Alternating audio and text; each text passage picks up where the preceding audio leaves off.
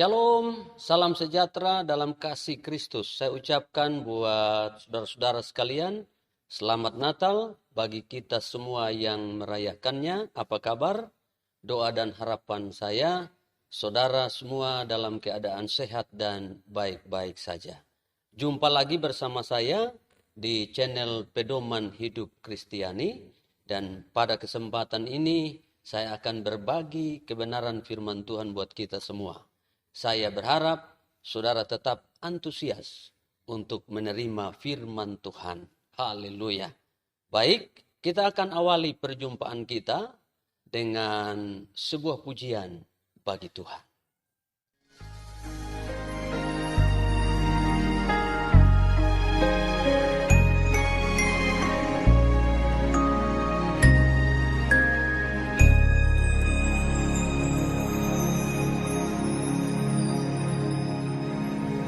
Seperti palungan, layakkanlah hatiku menyambutmu Tuhan. Seperti emas kemenyandanmu, biar hidupku berkenan padamu.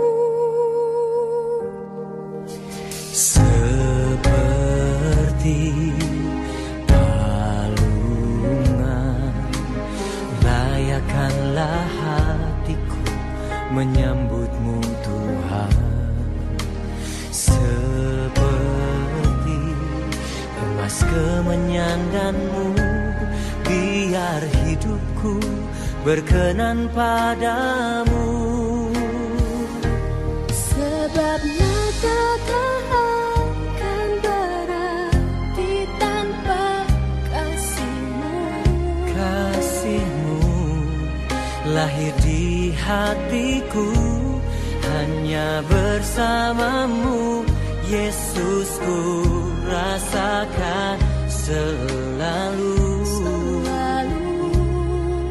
Indahnya Natal di hatiku.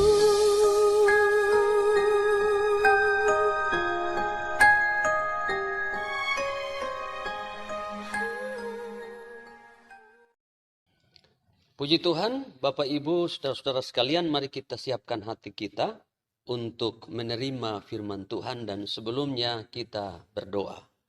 Bapa di surga, terima kasih untuk kesempatan yang baik Tuhan berikan bagi kami untuk memuji dan menyembah-Mu, dan bahkan untuk menerima firman-Mu.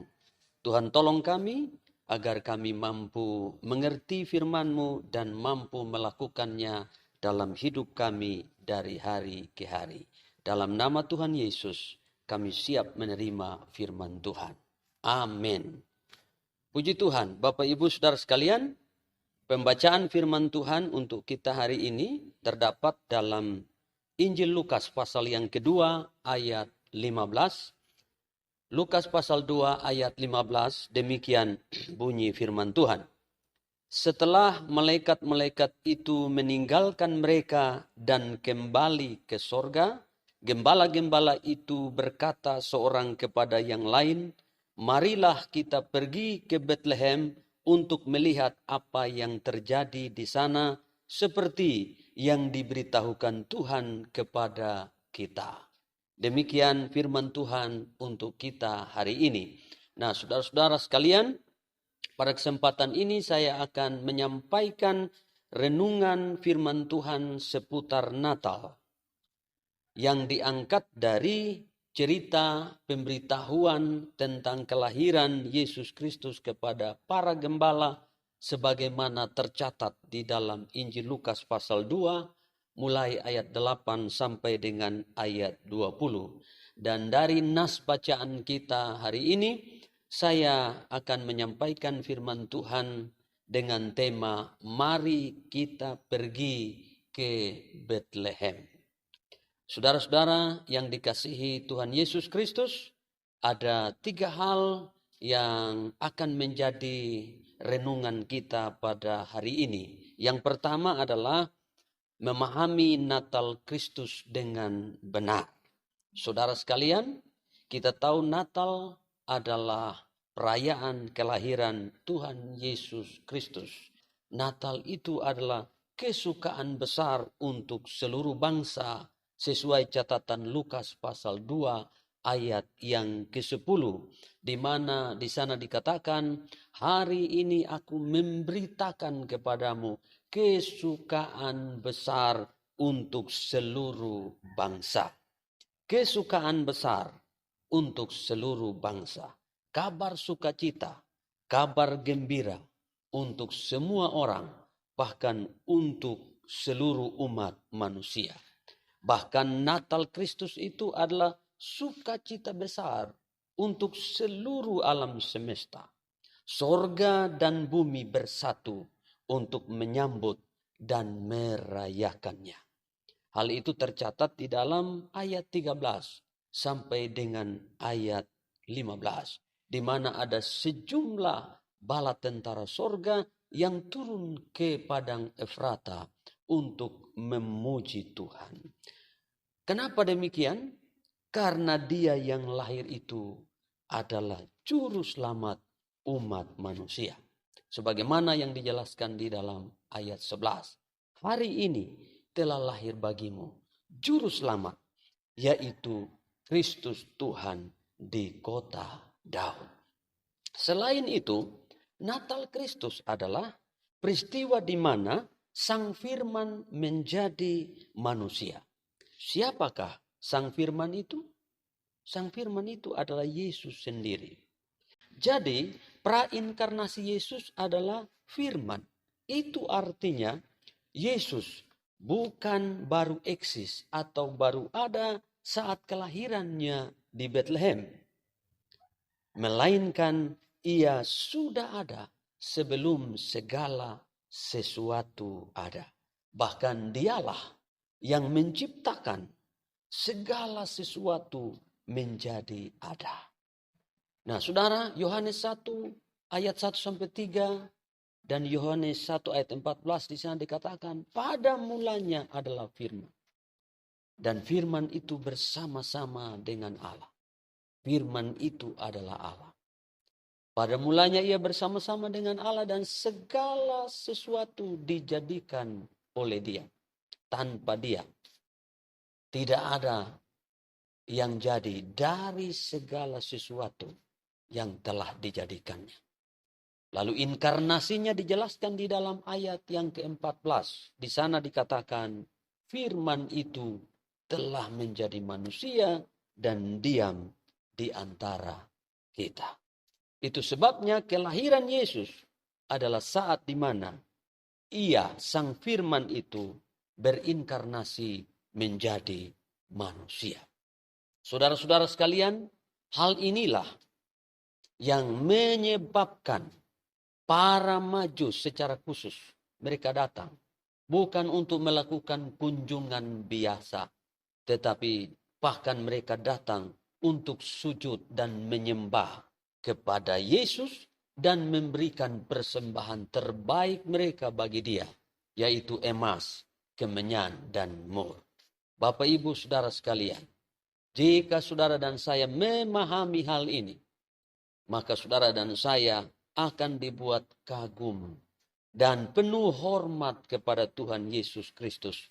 Bahkan akan memilih untuk datang sujud dan menyembah, lalu mengasihi Dia sepenuhnya, bahkan selama-lamanya.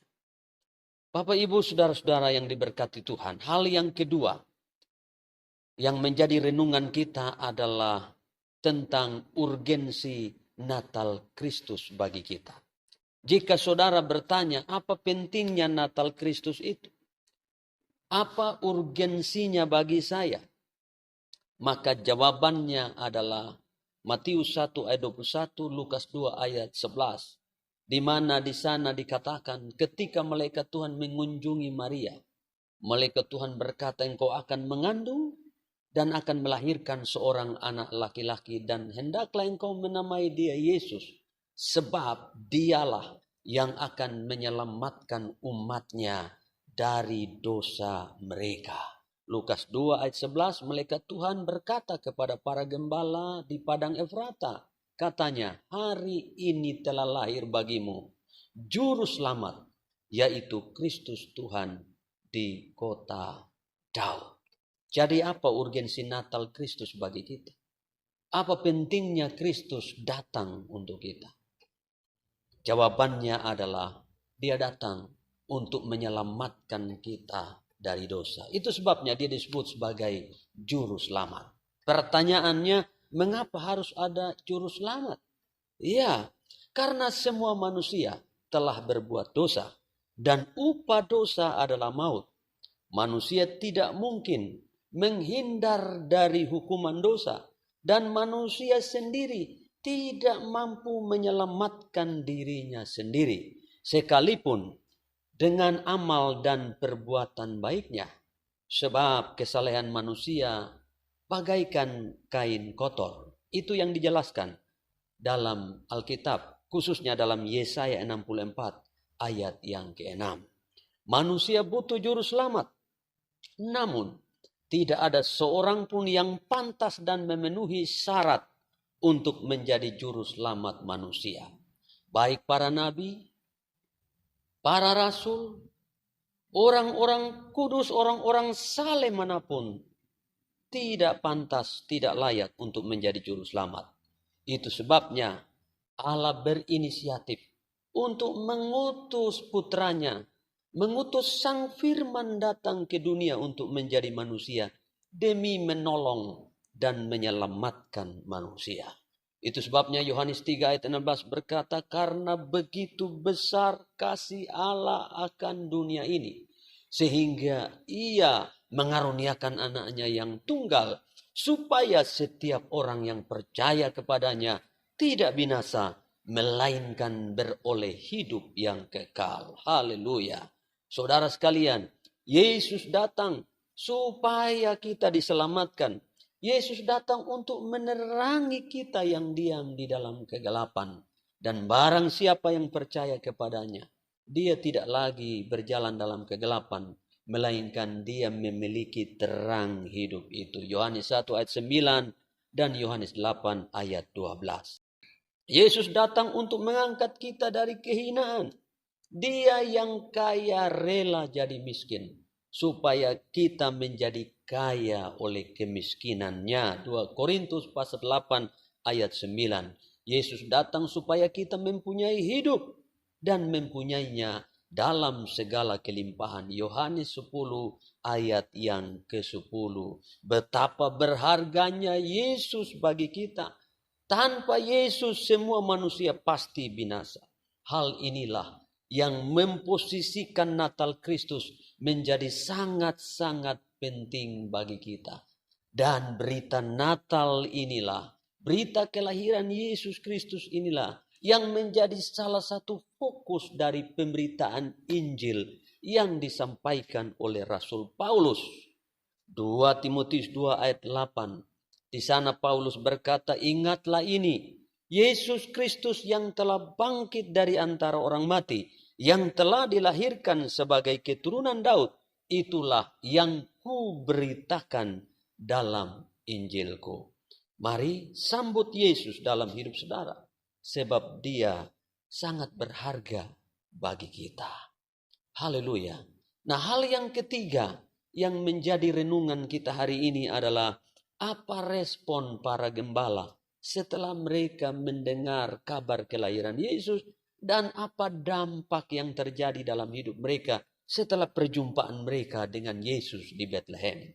Saudara sekalian, respon para gembala adalah ketika mereka menerima kabar kelahiran Yesus, maka gembala-gembala itu berkata seorang kepada yang lain, marilah kita pergi ke Bethlehem untuk melihat apa yang terjadi di sana seperti yang diberitahukan Tuhan kepada kita. Saudara sekalian, para gembala meninggalkan pekerjaan mereka menjaga domba di waktu malam dan berangkat menuju Bethlehem untuk menjumpai Yesus. Ayat 15 mencatat hal itu. Nah, ini adalah sebuah teladan yang sangat baik bagi kita. Mengapa? Sebab berita kelahiran Yesus pada waktu itu menyebar di seluruh kota Yerusalem. Terutama pada saat orang-orang Majus dari timur datang mencari Yesus. Sebagaimana yang dicatat di dalam Matius pasal 2 ayat 1 sampai dengan ayat 12. Pertanyaan para Majus, di manakah raja orang Yahudi yang baru lahir itu? Pertanyaan mereka langsung membuat heboh satu kota Yerusalem. Bahkan ahli-ahli Taurat dan imam-imam kepala yang mengetahui nubuatan kitab suci tentang kelahiran Yesus Kristus, mereka tahu itu. Tetapi mereka tidak datang ke Bethlehem untuk menjumpai Yesus. Sementara orang-orang Majus dari tempat yang jauh rela datang ke Bethlehem untuk mencari dan menyembah Yesus. Herodes bahkan menyambut Yesus dengan cara yang lain, yaitu dengan niat jahat untuk membunuh Yesus. Saudara-saudara yang dikasihi Tuhan Yesus Kristus, seringkali manusia tidak begitu antusias untuk datang kepada Tuhan. Mereka tahu tentang Tuhan, tetapi tidak mau datang untuk menyembahnya. Mereka lebih memilih urusan pribadi daripada menjumpai Yesus. Mereka tidak rela tinggalkan kesibukan mereka, pekerjaan mereka untuk mencari Tuhan. Seperti para gembala di padang Efrata.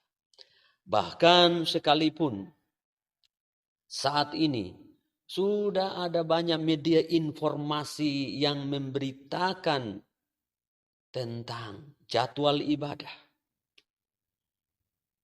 tentang persekutuan doa, pendalaman Alkitab, bahkan ada undangan Natal, undangan kebaktian penyegaran iman, baik secara online maupun secara onsite, yang intinya adalah undangan untuk berjumpa dengan Tuhan.